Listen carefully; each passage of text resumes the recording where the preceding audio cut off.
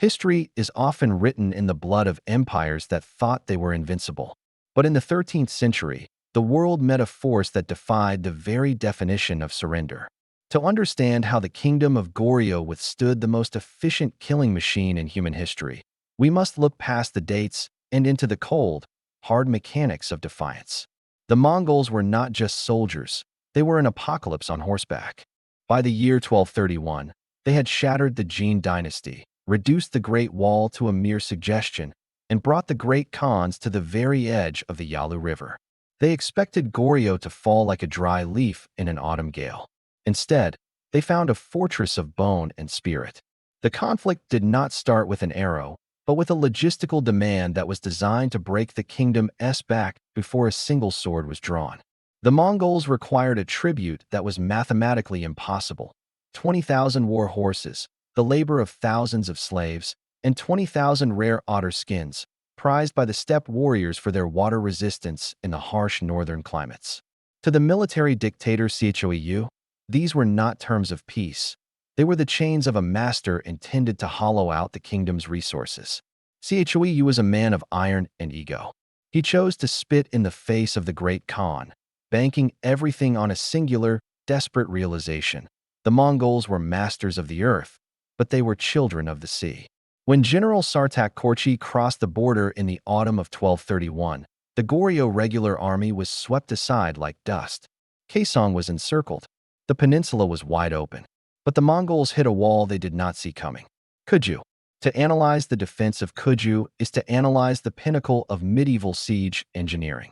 Commander Pak So and the elite Kim Kyong-sun turned the city into a meat grinder. This was not just a battle. It was a laboratory of carnage. The Mongols brought every siege engine in their vast arsenal. They pushed massive carts of dry grass and timber to the gates, intending to incinerate the city's heart. The Koreans responded with precision-aimed catapults, launching stones that crushed the carts and the men beneath them with terrifying kinetic force. When the Mongols built towers to oversee the walls and protect their sappers, the Koreans displayed a genius for counter-siege tactics. They dug tunnels through their own stone fortifications to pour molten iron directly onto the enemy. The sound of liquid metal hissing against cold stone and the screams of the invaders marked a shift in the war. The Koryo defenders were no longer just surviving. They were innovating.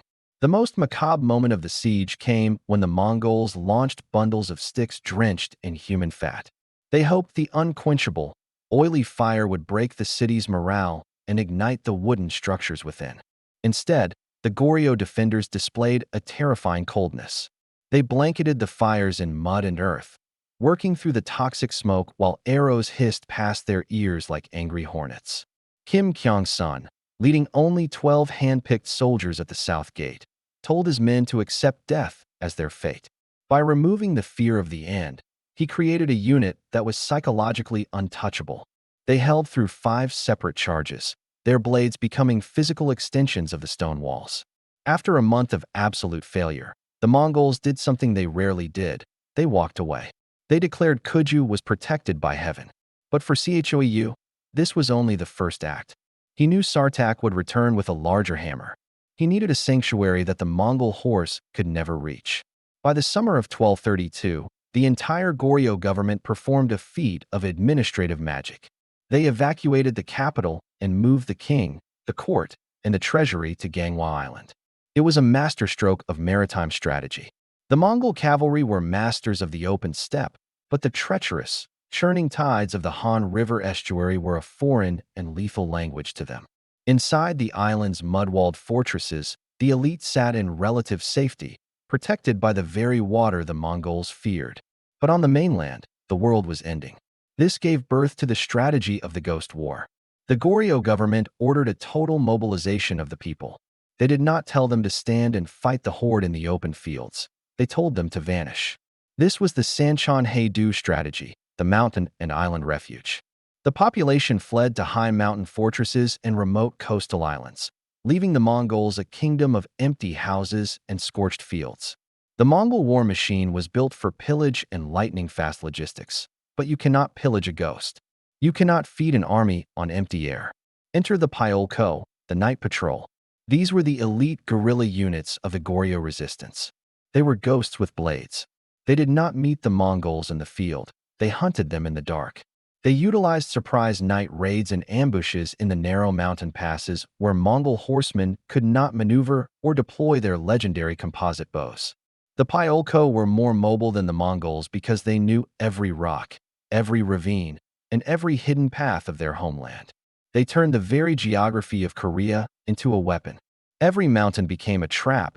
Every forest became a grave. The Mongols grew frustrated. And a frustrated Mongol is a demon. They began a campaign of total desolation. They erased entire villages from the map. They dragged hundreds of thousands of civilians into slavery, hoping to force the court off their island. As the smoke choked the mainland, the Koryo court turned to a different kind of warfare. Spiritual warfare. They began the monumental task of carving the Tripitaka Koryana, 80,000 wooden blocks. Every character was carved with a prayer for the kingdom's survival. It was a wall of scripture built against a tide of steel. They believed that if they could secure the favor of heaven through this massive act of devotion, the demons on horseback would be cast back into the steppe. But while the monks carved and the guerrillas bled, the Mongols were learning. They were finding the cracks in the Koryo armor. They found the traitors. They found men like Hong Pagwan, who would sell their country for a seat at the Khan's table. The war was entering its most brutal phase. A devastating drought was parching the land, and famine was beginning to do the work that Mongol arrows could not. And in the shipyards of the north, the Mongols were beginning to build something they had never needed before, a navy. The sanctuary of Ganghwa Island was about to be tested. The Choi dynasty was holding the line, but the line was fraying under the weight of 1,000 years of pressure. The Ghost War was becoming a war of absolute attrition. And at the heart of the Mongol court, a deception was about to be born, a fake prince who would fool the world for 14 years. The defense was holding, but the price of survival was about to become astronomical. The iron radiance of Koryo was glowing white-hot, but even the strongest metal eventually reaches its melting point. While the fires of the Ghost War turned the mainland into a charred wasteland, a different kind of battle was being fought in the throne rooms of the Great Khan. By 1241, the military dictator Choi realized that stone walls and mountain fortresses were not enough to halt an empire that spanned the globe. He needed time. He needed a deception so grand it would paralyze the Mongol high command for over a decade. This was the birth of the fake prince gamble. The Mongols had demanded that King Kojong himself, or at the very least the crown prince, travel to the Mongol capital of Karakoram to submit in person. For Choi, this was a non-starter. To surrender the king was to surrender the divine legitimacy of the state. Instead, he found a distant, nameless relative, a man with the right bloodline but no political power, and dressed him in the golden robes of a crown prince. He sent this impostor into the heart of the Mongol Empire, surrounded by a retinue of guards and advisors sworn to secrecy upon pain of death. It was a masterclass in high-stakes political theater. The Mongols, unfamiliar with the nuances of the Koryo royal family, accepted the boy as the true heir. For 14 years, this nameless royal lived a life of luxury and lies in the Mongol court, even marrying a daughter of the Great Khan. The deception bought Koryo a precious 6-year truce, a window of time where the people could breathe and the monks could continue their work on the Tripitaka blocks. But time is a double-edged sword. While the Koryo court hid behind their lies on Ganghwa Island, the Mongols were evolving. In 1251, Monk Khan ascended to the throne. He was a man of cold, administrative logic, and he saw through the excuses of the sick and elderly King Kojong. By 1253, the truce was shattered. Prince Yeku and the traitor Hong Pagwan were unleashed with a fresh mandate: total submission or total erasure. The invasion of 1253 was different from those that came before. It was more methodical, more sadistic. The Mongols gave the king 6 days to leave the island and meet them on the mainland. When the king refused, the horde was unleashed with a fury that redefined the suffering of the peninsula. Once again, the people fled to their mountain hideouts. Once again, the Pyolko launched their midnight raids. But the Mongols were no longer just reacting. They were hunting. It was during this dark hour that a legend of the past resurfaced. The Mongols laid siege to the city of Sicheongju, a vital strategic hub. Defending the walls was Kim Yunhu, the same Buddhist monk who had struck down General Sartak 20 years earlier. The siege was a brutal test of endurance. Kim Yunhu knew that the Mongols were running out of supplies, and he used the desperation of the common people to hold the line. He famously burned the records of slaves and promised them freedom if they fought to the death. They did. The siege of Sicheongju became a symbol of the people's war, a defense led not by the elite on their safe island, but by the discarded and the devout on the front lines. Prince Yeku was eventually recalled, but the respite was short-lived. In 1254, the command shifted to Jalayirtai Korchi. If the previous generals were storms, Jalayirtai was a desert wind, persistent, drying, and lethal. He understood that to break Koryo, he had to break their spirit.